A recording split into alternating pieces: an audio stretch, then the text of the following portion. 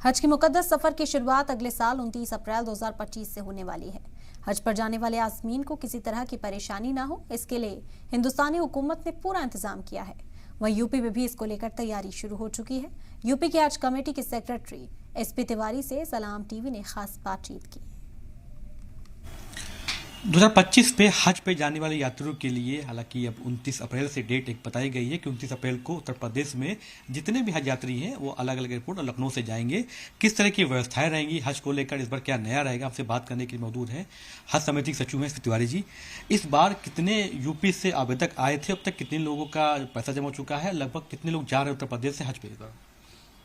देखिए, ऑनलाइन आवेदन में 15,450 लगभग आवेदन आए थे और आज की डेट में फर्स्ट किस्त और सेकंड किस्त कुल मिला के 13,500 लोगों ने फर्स्ट किस्त जमा कर दी। सेकंड किस्त की डेट आज थी, वो एक्सटेंड करके 30 तारीख तक कर दी गई है।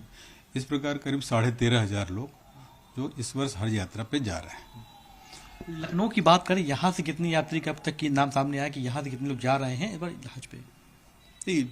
600 कुछ लोग हैं लखनऊ से, लेकिन पूरे यूपी का ये डाटा है, जो इसमें से लगभग 50% लखनऊ जनपद का 600 मैं बता रहा था, लेकिन 7,000 करीब यहाँ लखनऊ एम्बार्केशन से और रेस्ट दिल्ली एम्बार्केशन से जाएंगे।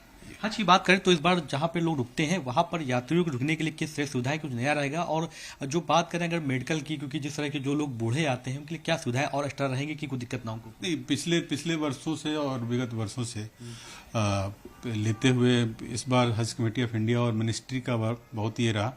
इस बार बिल्डिंग सिलेक्शन टीम पहले से जा रही है और कोशिश हो रही है कि एक स्टेट के लोग और एक जिले के लोग एक साथ जाएं और एक बिल्डिंग में रहें ताकि उनको कोई दुश्वारियां ना हो।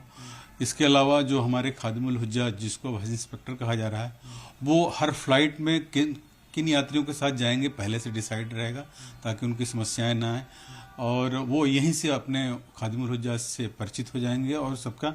और एक हज सुविधा ऐप जो पिछले साल लॉन्च हुआ था, उसको अभी माननीय मंत्री जी ने, सेंट्रल मिनिस्टर ने हज सुविधा ऐप 2.0 लॉन्च किया है। उसमें और सुविधाएं बढ़ा दी गई हैं, ट्रैकिंग का, आपके लगेज का, आपके खादिमुल हुज्जाज का, आपकी बिल्डिंग का, उसमें सारा डिटेल वन पॉइंट पे, इवन SOS सिस्टम भी उसमें अप्लाई किया गया है। तो इस सब